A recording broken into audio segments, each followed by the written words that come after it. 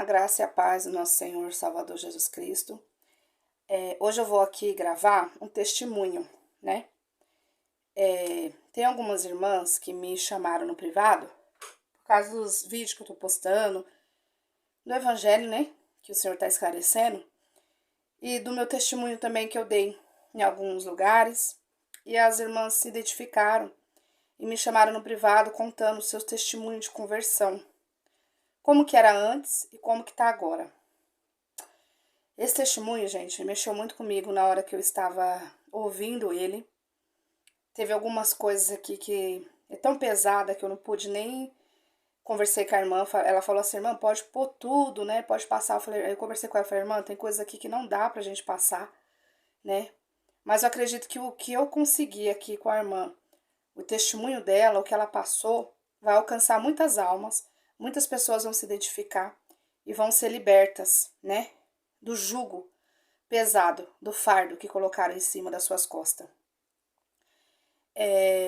Como tem muitas pessoas me procurando, né, querendo contar seu testemunho, falar, eu tô abrindo um espaço no canal para contar o testemunho dessas pessoas.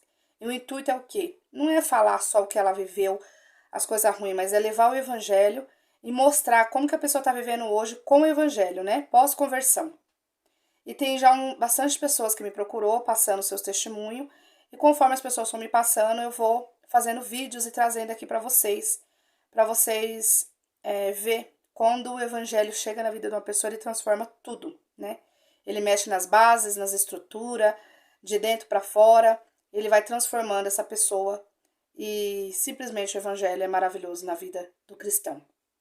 Eu vou contar o testemunho da irmã, sem dar nomes, sem dar cidade, porquanto ela pode ser perseguida por conta do testemunho dela. Então, assim, a gente achou melhor não colocar nome, nem cidade, mas quem quiser ter dúvida, pode me mandar mensagem que eu passo a contar da irmã e ela vai falar da boca dela, que tudo que eu estou falando aqui foi permissão dela e ela pediu e não tem nada acrescentado e nada inventado, né?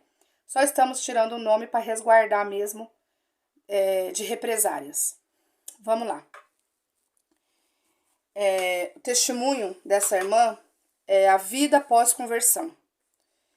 Aqui ela relata um pouco do que ela passou e depois quando o evangelho chegou na vida dela. Eu vou ler aqui para vocês. Eu tô com um pouquinho de problema de vista, tenho que até fazer um óculos, mas eu vou tentar aqui ler para vocês, tá? Tive uma adolescência difícil. Na idade de 15 anos, conheci um rapaz e fiquei grávida.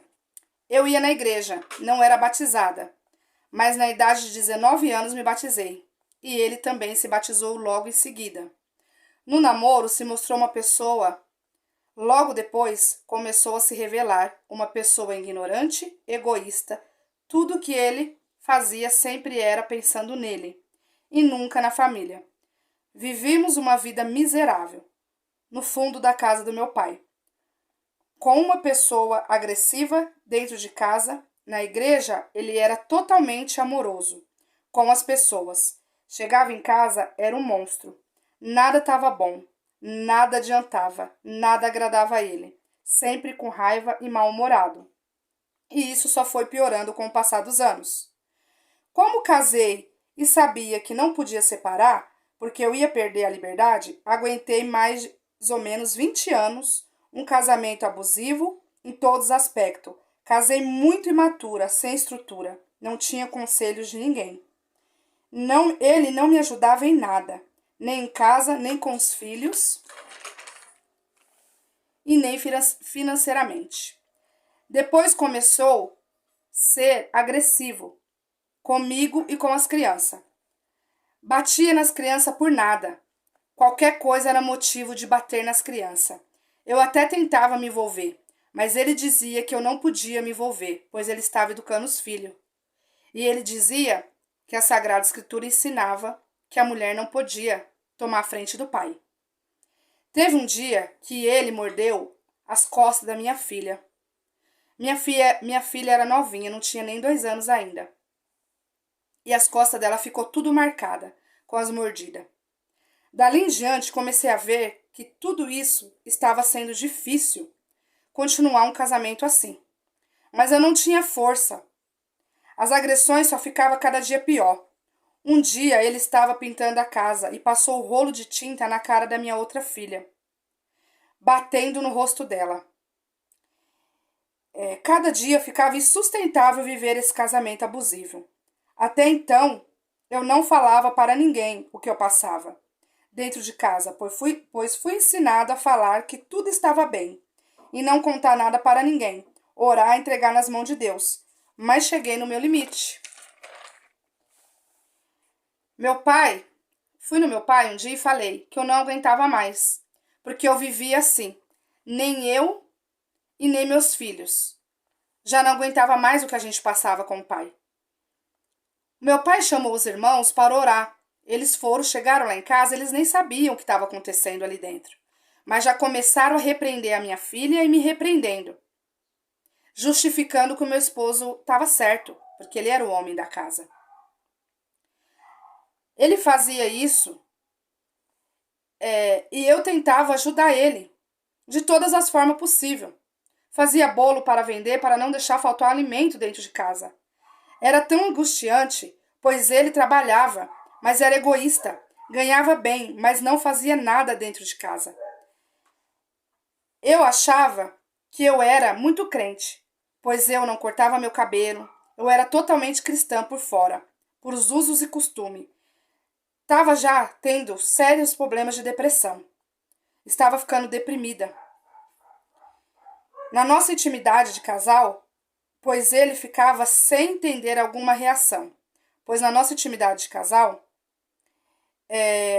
ele me machucava. Aqui eu dei uma mudada, porque o que ela mandou aqui foi muito pesado, eu tentei dar uma mudada aqui, ó. Ela quis dizer assim, ó, que na intimidade deles de casal, ela ficava sem entender algumas reações dele. Até porque ele era uma pessoa que não demonstrava sentimento e carinho. Só que um dia ela pegou no computador dele muitos acessos a pornografias. Ele humilhava com as palavras pesadas, que nem uma mulher deveria ouvir. Dizia que não me amava, mas também não me deixavam ir. Eu vivi uma vida totalmente descontrolada. Muitos medos, abusos psicológico, físico. Até dormir eu não podia nem encostar nele. Nesse tempo, eu estava totalmente depressiva. Chegou ao ponto que o meu filho pequeno tinha que fazer uma cirurgia de fimose. Ele veio e falou para eu deixar dar banho na criança. Achei estranho, pois ele nunca tinha tido esse carinho com os filhos. Mas ali deixei. Mal eu sabia o que ele teria coragem de fazer. Ele forçou a parte íntima do meu filho até romper. Eu ouvia meu filho chorando. Me machucou muito. Meu filho disse, agora não precisa... Aí ele me disse, agora não precisa mais operar. Ele sempre resolvia as coisas do jeito dele, na força. Hoje, olhando para trás, eu me arrependo muito de não ter colocado um ponto final. Gente, lendo um testemunho desse, triste desse jeito, a gente às vezes sem entender, né? A gente quer julgar, falar. Como que uma mãe aceitou chegar a um ponto desse? Por que ela não tomou uma atitude antes? Mas hoje, eu falo pra vocês, a gente tem que aprender a se colocar no lugar do próximo. Será que você, passando por isso, você tomaria uma atitude? Falar é fácil, quando a gente não tá vivendo. Mas quando a gente tá vivendo aquilo, e ainda mais quando estamos com uma pessoa narcisista do nosso lado, uma pessoa que acaba com o nosso emocional, nós acreditamos que realmente a gente é um lixo, a gente não tem força de tomar atitude. Por que muitas pessoas, isso dentro de igrejas e fora de igrejas, estão sendo massacrada, sofrendo, apanhando e não consegue denunciar? Porque eles vivem uma prisão psicológica e eles acreditam em tudo aquilo que o agressor fala.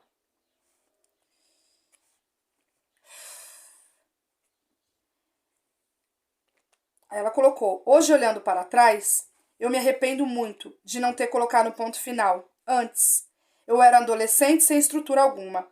Ele me fazia sentir culpada por tudo. Não foi fácil viver opressão, abuso. Só quem passa ou passou vai entender. Como é difícil, pois são pessoas manipuladoras, narcisistas, que ainda sai por cima e faz você se sentir um lixo. Em pessoa.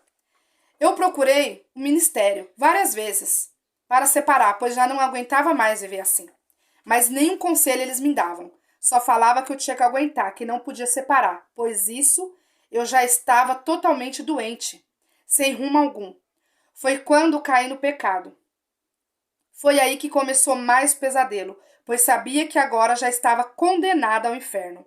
Pois isso foi o que sempre ouvi na igreja. Esse pecado me fez ir ao pó. Mas foi através disso, depois de anos, que eu tive um encontro com Deus, com o Evangelho de Jesus Cristo. Eu sempre fui a errada, pois o irmão via os melhor parte dele e a gente ficava com a pior dentro de casa.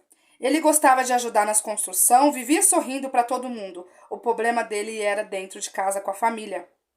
Com tudo isso que eu contei para o ministério, sempre ficaram do lado dele.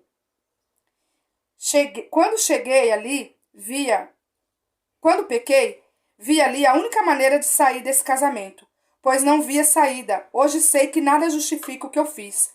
Poderia ter ido na justiça, denunciar ele por tudo que tenho feito a mim. Tenho fotos da surra que levava. Muita carência emocional. Hoje vivo com a pessoa que eu pequei. Nos casamos, é uma pessoa ótima. Cuida de mim e dos meus filhos. Não estou aqui querendo dar meu testemunho para me fazer de vítima, mas para poder ajudar muitos irmãos e irmãs que vivem uma vida abusiva e que não conseguem se libertar, por causa que pregam o pecado e pregam que você tem que viver isso, sofrendo, apanhando, né? Porque de alguma forma, quando leva no ministério, eles falam, irmã, ora, né? Então eles estão querendo dizer o quê? Você tem que passar por isso, para não dar mau testemunho na obra. E de alguma forma, né? Hoje tá mudando muito isso, mas de alguma forma a pessoa ela fica presa naquilo, ela não consegue tomar uma atitude, né? E vai vivendo aquilo ali, vai vivendo um ciclo vicioso. E quando ela percebe, já é tarde demais, já tem muitas feridas, muita cicatriz e muito sofrimento no meio da cabeça da pessoa e dos filhos e da família e de tudo. Vira uma bagunça só, né? Eu sofri demais. Eu sentia que agora eu ia pro inferno. O medo tomou conta de mim. Mas Deus colocou no meu coração, porque eu sempre amei Deus. Eu não conseguia entender o que estava acontecendo comigo. E eu ficava me perguntando, e agora? O que eu faço para me salvar? Nesse tempo, chegou uma amiga minha em casa, falando com ela, como faço para ser salva? Como faço para me salvar? Porque ali eu já tinha certeza que eu já tinha perdido a minha salvação. E que Deus não me queria mais. Mas eu tinha dentro do meu coração um amor muito grande por Deus. Foi quando essa amiga minha veio e falou, você não pode fazer nada para você se salvar. Quem te salva é Cristo. Foi Jesus que morreu na cruz para dar a salvação para o pecador. Jesus Cristo, Ele te salva. E ela, o esposo dela, foi me evangelizando.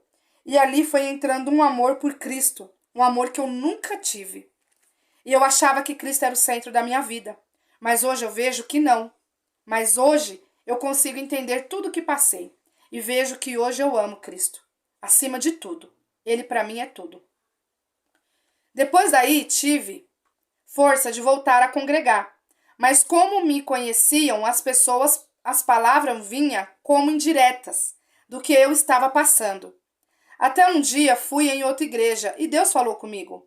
Eu continuei indo nos cultos, mesmo que para isso eu tivesse que sentar no último banco, ninguém falar comigo, me desprezarem. Mas eu queria ter a esperança da vida eterna no final dos tempos. Hoje eu sei que só Cristo Jesus salva. Eu e minhas filhas continuamos indo no culto até começar a maltratar meus filhos. Jogando indireta para mim, um dia uma irmã porteira pediu para as meninas afastarem da minha filha. Ali para mim foi a gota d'água, porque eu já estava entendendo o evangelho. E eu vi o quanto Deus era amor. Deus jamais pediria para alguém se afastar de alguém. Hoje minha filha não quer saber de igreja, porque o pai era crente e fez o que fez. Na igreja, o povo não tinha amor, desprezava por tudo que veio acontecendo. Hoje eu olho para trás e falo que tudo que passei, o pecado que me levou, para Cristo, para o Evangelho, pois Jesus morreu para os meus pecados, para os doentes. Hoje vivo a paz com Cristo. Hoje amo Deus, Jesus, com todo o meu coração. pois hoje vejo que só através do que sofri, do meu sofrimento, do pecado, eu fui ao pó. Eu fui no fundo do poço, e ali no fundo do poço eu tive um encontro com Deus. Hoje vejo que Jesus não veio para os santos, veio para os doentes. Ele veio para aquele que se arrepende dos seus pecados. Hoje eu vejo que Jesus é o centro da minha vida, da minha família. A vida que passei anos vivendo, que eu achava que eu não tinha salvação, hoje eu entendo que a minha salvação vem através do sacrifício de Jesus, o sacrifício da cruz. O Evangelho me alcançou e hoje eu sei o que é um verdadeiro encontro com Cristo. Hoje eu vivo, eu e a minha família, a paz que só Cristo nos dá. Eu tinha tudo, eu e a minha família, para ser uma tragédia, mas o Evangelho, Cristo Jesus nos resgatou, eu e a minha casa, meus filhos. Hoje o esposo que eu tô, ele serve a Deus junto comigo. E hoje a gente tem um lar de paz.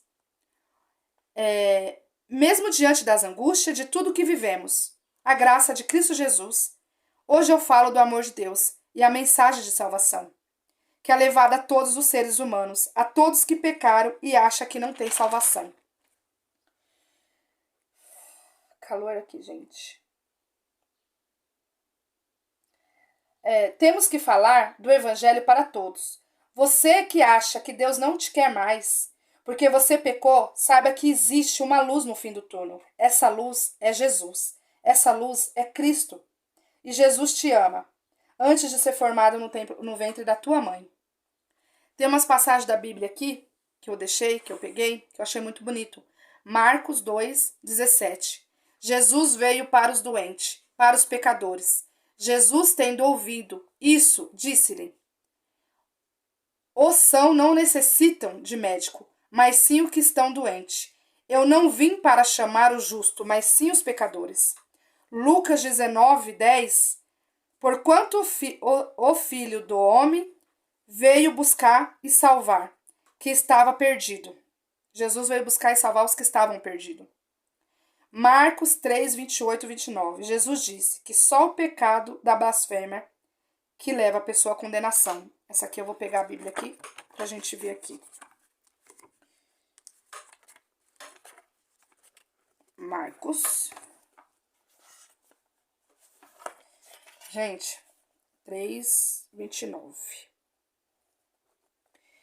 Eu asseguro que todos os pecados e blasfêmia dos homens lhe serão perdoados, mas quem blasfemar contra o Espírito Santo nunca terá perdão.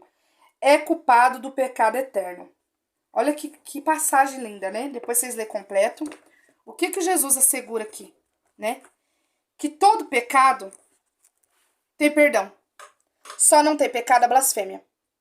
Então, o pecado sexualmente, e entre outros, que tem muitos, a pessoa se arrependendo do fundo do coração, pedindo perdão a Cristo e não fazendo mais, ou mesmo que ela caía ali, quantas vezes ela caía, mas ela pedir perdão, reconhecer que ela é pecadora e que Cristo veio para salvar e pedir para o Espírito Santo ajudar ela a não cometer mais esse pecado, pedir ajuda, reconhecer o quão miserável e pecadora ela é, o Senhor perdoa. O único pecado que não tem perdão é a blasfêmia contra o Espírito Santo. Quando Jesus estava curando, né, falaram para ele que ele estava sendo usado por Beelzebul, né? Que ele estava curando por espíritos malignos. Então esse pecado ele não vai ter perdão, porque é a blasfêmia contra o Espírito Santo. Mas qualquer pecado que você tenha cometido, que você tenha feito, não é que a gente fala, não, vai lá e peca e depois se arrepende, não.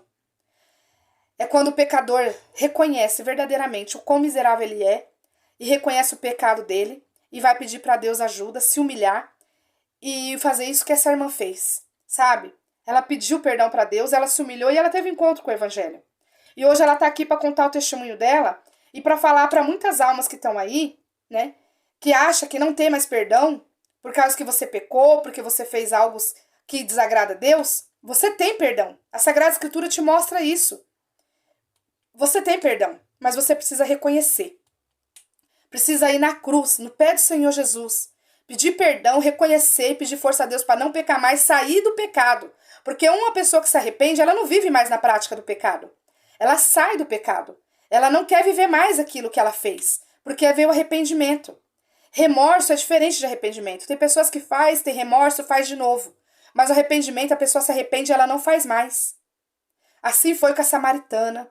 Assim foi com Maria Madalena, com muitos que Deus fez. Vai, não peques mais. Porque ali entra o arrependimento.